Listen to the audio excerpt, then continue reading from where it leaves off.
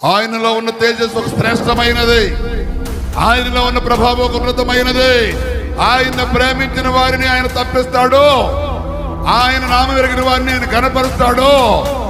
ఆయనకి ప్రార్థన చేస్తే, శ్రమలో వారి మొర్ర పెడితే ఆయన విని ఆలకించి ఆ శ్రమలో అతనికి తోడయుండి దేవుడు గొప్పమైన మహిమ కలిగిన కార్యాలు, ఆశ్చర్యమైన కార్యాలు, ఎండిన ఎముకలను లేపిన దేవుడు, కరువు భూమిలో కరువు కాలంలో ఇస్సాకుకి నూరంత ఫలమిచ్చిన దేవుడు, మరణాన్ని లేపిన దేవుడు, అంధకారాన్ని వెలుగుగా మార్చిన దేవుడు, సూర్యుడు ఆకాశ భూమి సముద్రాన్ని నిర్మించిన దేవుడే నీ జీవితంలో ఒక మహిమను, ఒక సూపర్ నేచురల్ పవర్ విడుదల చేస్తాడు.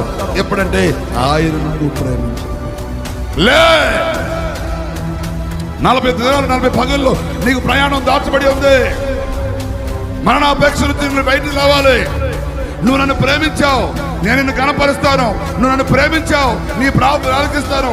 నేను నీకు శ్రమలో తోడై ఉంటానని ఆహాబు రథమ గడ్డి ఎక్కువైన బలముతో దేవుడు ఏలియాను ఉరికించినట్లుగా నిన్ను కూడా నా దేవుడు నీ నడుమును బలపరుస్తున్నాడు, నీ శరీర బలహీనతను బలపరుస్తున్నాడు, నీ అనారోగ్యాన్ని స్వస్థపరుస్తున్నాడు, నీ వ్యాధుల్ని బాగు చేస్తున్నాడు, నీకున్న భయాన్ని తొలగిస్తాడు. అందుకంటే మించిన శక్తిని, ప్రభావాన్ని దేవుడు నీలోకి విడుదల చేయబోతున్నాడు. ఆయన ఎక్కడ కృంగిపోయినా, ఎక్కడ బలహీనమైనా, నీవు ఎరిగినది, నువ్వు ప్రేమించినది యేసుని.